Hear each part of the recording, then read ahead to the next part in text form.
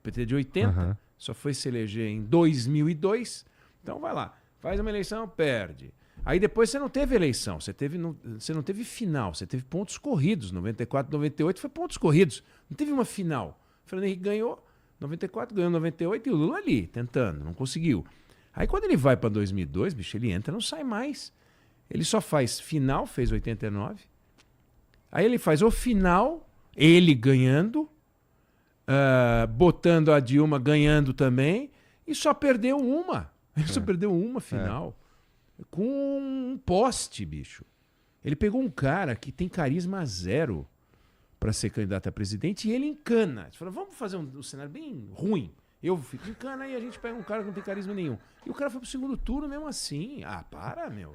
É muito forte. Aí o Bolsonaro, mesma coisa. Eu tô lá há 26 anos, sei lá quanto tempo que eu tô no Baixo Clero, de repente começa as manifestações de 2013 e tal, 2015. Aí ele aparece, em 18 o cara larga como presidente da República. Sem partido nenhum, sem PT, sem tempo esse de monte TV. de gente, sem tempo de TV, sem nada. Só que nós só vamos... Olha que fenômeno efêmero, se você for olhar. Lula não é efêmero. Bolsonaro talvez não seja. Mas Lula mais Bolsonaro é, sim, um fenômeno efêmero. De 3 eleições. A de 18, com Bolsonaro sem Lula, mas com lulismo. A de 22, com Bolsonaro e Lula. E a de 26, com Lula e bolsonarismo, sem Bolsonaro. E nunca mais você vai ver isso. Você não verá isso mais. Não vai ver em 30, não vai ver em 34. Então é um episódio, é um momento da história que tem 3 eleições, das quais só uma eles se enfrentaram e só uma se enfrentarão. E nunca mais. Então é um negócio novo, diferente. Né? Você olha na história e fala, meu, que coisa que nós estamos vivendo. É curioso, entendeu? Um foi, na terceira é o outro e não é só uma que foram os dois. É final Brasil e Argentina. É um negócio diferente. É interessante, meu. Mas, bom, a gente consegue pensar nos caras, você falou no poste, o Haddad. E do outro lado a gente tem o Tarcísio, que protagonizaram um debate sensacional para o governo de São Paulo. Exatamente. Foi excelente mesmo. Foi um debate que o Rodolfo Schneider conduziu, mediou. Foi o melhor debate da eleição. Toda vez que eu os encontro, eu falo isso. Porque é verdade, eles discutiram temas. É impressionante. Eles não combinaram isso. Eles realmente estavam a fim de discutir temas. Então, a Haddad tinha as ideias dele, o Tarcísio tinha as ideias dele, ficaram ali e tal, não foram para baixaria, não teve cadeirada, não teve palhaçada, não teve nada. Fizeram um negócio de alto nível, né? Foi muito melhor do que o debate do Lula com o Bolsonaro. Usaram bem o tempo. Foi de alto nível mesmo. E aí, então, esses caras, eles parecem ser os óbvios, os que vêm aí. Mas tem, pelo menos na direita ali, 35 caras. Uns 35 caras, assim, todo mundo querendo beijar a mão do Bolsonaro de certa forma, mas sempre naquela vibe que tu falou. Meio longe. Meio longe, meio sem, tá bom, é o Bolsonaro e tal.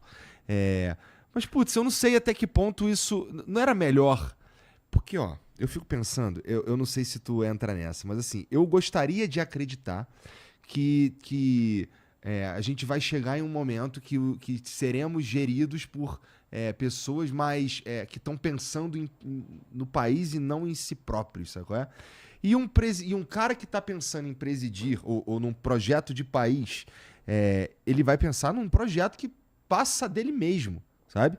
É o que eu esperaria de um líder. Eu também esperaria isso. Né?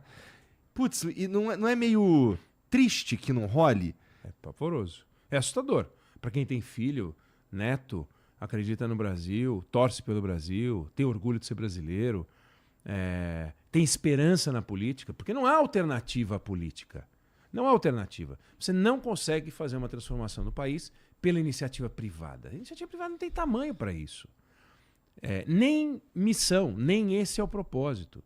Agora, quando você vê que o Congresso Nacional pega 50 bi de reais para as emendas parlamentares e fica distribuindo campo de futebol, campo de society, e o Parque Olímpico de Deodoro, o próprio Ministério do Esporte diz, não tem mais dinheiro, não vamos mais dar para o Exército não vai mais cuidar, porque nós não temos mais dinheiro. Então não tem dinheiro para cuidar do legado dos Jogos Olímpicos.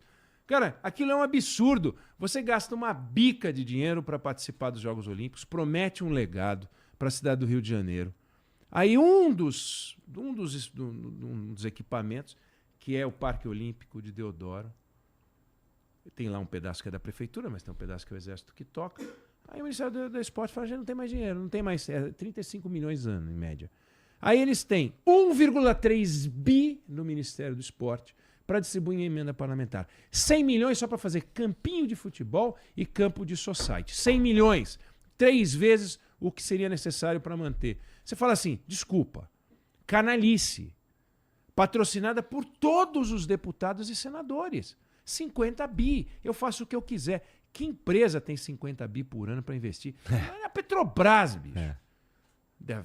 150 bilhões de reais foi o que os caras gastaram nos últimos 5 anos.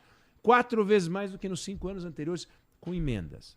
Antes você tinha hordas de deputados na porta dos ministros, agora são os ministros que vão bater na porta dos deputados para pedir coisa. Pelo amor de Deus, me ajude, pelo amor de Deus.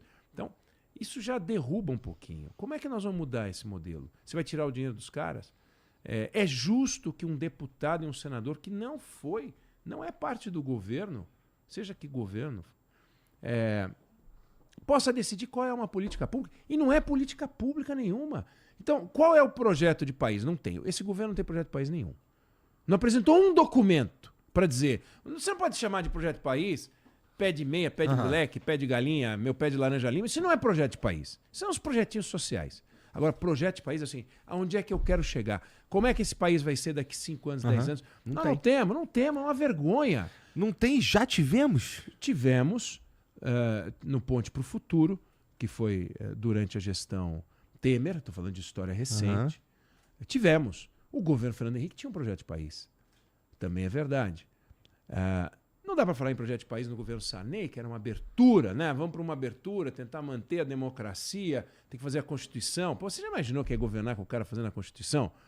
Você tá tocando o teu negócio e os caras estão fazendo o acordo de cotistas para dizer como é que vai funcionar o teu negócio e você ali tocando, você não sabe o que vai acontecer com você. Se você tem 6 anos, 5 anos, 4 anos de governo, a gente entrevistou ele para o Canal Livre esse final de semana, é uma loucura o que foi aquele período, né? Toma posse, não toma posse, que morreu Tancredo, aquilo lá foi uma loucura. Mas projeto de país, que é o que você deseja, que é todo mundo que está assistindo agora o Flow, não é possível que tenha alguém que está vendo o Flow agora e fala assim, eu não prefiro não ter projeto de país. Não existe. A gente quer, só que a gente não vê isso, a gente vê oportunismo, projetinho com nome. Os caras lançam pedra fundamental, põe nominho, projeto. A primeira coisa que o projeto ganha é um nome. Não tem cara, mas tem nome. Eu acho isso uma vergonha. Eu me incomodo, falo isso na rádio, falo isso na televisão, é um negócio que me faz mal. E não é contra o PT, não é contra o PL do Bolsonaro, não é nada disso. Esses caras fazem um negócio que não é bom para o Brasil. Bom para o Brasil é o que você falou. É melhor projeto sem nome e com cara do que um projeto com nome sem cara nenhuma. Sim. Pô, você pega o Bolsa Família hoje. Ô Igor, por favor. Quantas pessoas deveriam receber Bolsa Família no Brasil? Não tenho a menor ideia. Eu sei que esse projeto começou barato, hoje ele é caro. Tem municípios onde o número de pessoas com Bolsa Família é maior do que o número de pessoas com a renda, segundo as estatísticas, necessária para receber o Bolsa Família. Não faz sentido. Tem gente recebendo o pé de meia, esse pé de meia do governo, que também tem mais gente recebendo pé de meia do que estudantes em algumas cidades. Então, peraí, o cadastro está errado. É má fé? Não é má fé, mas é desorganização. Só que é uma desorganização que custa caro. Digamos que o TCU fez um levantamento e descobriu em alguns lugares até 20% de desperdício.